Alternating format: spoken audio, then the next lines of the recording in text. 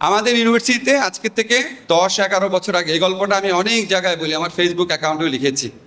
10-11 বছর আগে একটা স্টুডেন্ট আসতো, খুবই অর্ডিনারি ব্যাকগ্রাউন্ডের, বুঝতে পারছো, মানে কাপড় চোপড় দেখে বোঝা যায় একটা কাপড়ে বারবার পরে আসে, খুবই ক্লান্ত চেহারা, খুবই ঘর্মাক্ত চেহারা, বেতন দিতে পারছে না ঠিক মতো, বারবার তোমার ডিফল্টার হয়ে যাচ্ছে, আর ক্লাসে আসতো দেরি করে, কিন্তু ক্লাসে খুব ভালো আনসার করতো। তা আমি তাকে জিজ্ঞেস করলাম, নাম বলছি না আমি তাকে জিজ্ঞেস করলাম একদিন ডেকে, তুমি তো খুব ভালো আনসার করো ক্লাসে, এত দেরি করো কেন? তখন সে আমাকে তার লাইফের কাহিনীটা বলে, একটু ভালো করে শোনো।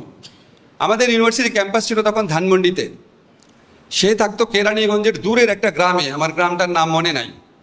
সে 1 ঘন্টা হেঁটে নদীর পাড়ে আসতো, নৌকা দিয়ে ঢাকা শহরে আসতো, টেম্পুতে করে জিকাতলার দিকে আসতো, তারপর আবার হেঁটে আসতো। কোনো একদিন নৌকা পেতে দেরি হলে বা টেম্পু পেতে দেরি হলে, তোমরা জানো মেয়েদের এখানে টেম্পুতে চলার ক্ষেত্রে অনেক প্রবলেম আছে, যে একটু কমফোর্ট চায় আর কি। এই শুধুমাত্র যাতায়াতের জন্য তার দিনের পর দিন দেরি হতো, দিনের পর দিন, এবং ফি দিতে পারতো না, ফাইন হতো, খুব খারাপ অবস্থা হতো, এত কষ্ট করতো মেয়েটা। যাই হোক, আমি স্টেট ইউনিভার্সিটিতে আমাদের যে প্রেসিডেন্ট আছেন, বোর্ড অফ ট্রাস্টিজেন, তাকে পুরো ঘটনাটা বললাম। Is a nice person. উনি তার জন্য ওনার আমাদের যে লাইব্রেরি আছে সেখানে একটা পার্ট টাইম কাজের ব্যবস্থা করে দিল। পার্ট টাইম কাজের ব্যবস্থা করলো, মাসে বেতন মাত্র 5,000 টাকা। সে সকালবেলা চলে আসতো, অনেক লাইব্রেরিতে কাজ করতো, ক্লাস করতো, খুব কষ্ট করতো। এখন আমাদের যারা ল পরীক্ষা টরীক্ষা দেয়, আমাদের অনেকের জীবনে স্বপ্ন থাকে লয়ার হওয়া, আর যারা অনেক বড় স্বপ্ন দেখতে চায় তারা জাজ হতে চায়। বিকজ তোমরা জানো জাজ ইজ ভেরি কম্পিটিটিভ এক্সাম, ঠিক আছে?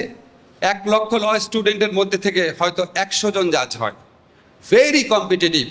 আমাদের ঢাকা ইউনিভার্সিটি, এখান থেকে যদি 100 জন পরীক্ষা দেয়, শেষ পর্যন্ত 20-25 জন জাজ হতে পারে, এটা সবচেয়ে বেশি। অনেক বাংলাদেশে প্রাইভেট ইউনিভার্সিটি আছে যেখান থেকে এখন পর্যন্ত কেউ জাজ হতে পারে নাই, এখন পর্যন্ত পারে নাই। অনেক পুরনো, আমাদের স্টেট ইউনিভার্সিটি থেকে পুরনো, তাও জাজ হতে পারে নাই। তা আমি যখন মেয়েটা ভালো রেজাল্ট করছে একটা স্টেজে বললাম, তুমি লয়ার হওয়ার পরীক্ষার জন্য প্রিপারেশন নাও। সে আমাকে দেখি কিছু বলে না। আমি বললাম, কেন প্রিপারেশন নিচ্ছ না কেন? তখন সে মাথা নিচু করে, তার চোখ পানিতে ভরে গেছে, বলে, স্যার আমি জাজ হতে চাই। আমার এত দরিদ্র ঘরের একটা মেয়ে এত কষ্ট করছে, তার জীবনে এত বড় স্বপ্ন। তা আমি তাকে অনেক বোঝানোর চেষ্টা করলাম, তুমি প্রথমে লয়ার হও, আস্তে আস্তে দেখা যাবে। সে কথাই শুনলো না, সে পরীক্ষা দিল, প্রথমবার ফেল করলো, দ্বিতীয়বার পরীক্ষা দিল, রিটেন পাস করলো, কিন্তু ভাইভাতে ফেল করলো।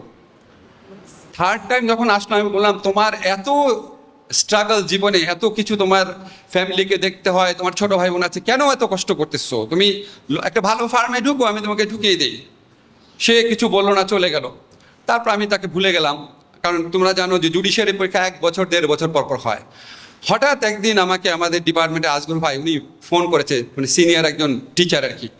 ফোন করে দেখি উনি কথা বলতে পারছেন আনন্দের চোটে, আমরা সবাই খুব ভালোবাসতাম ওকে। সে চিৎকার করা বলছে, ও তো জাজ হয়ে গেছে।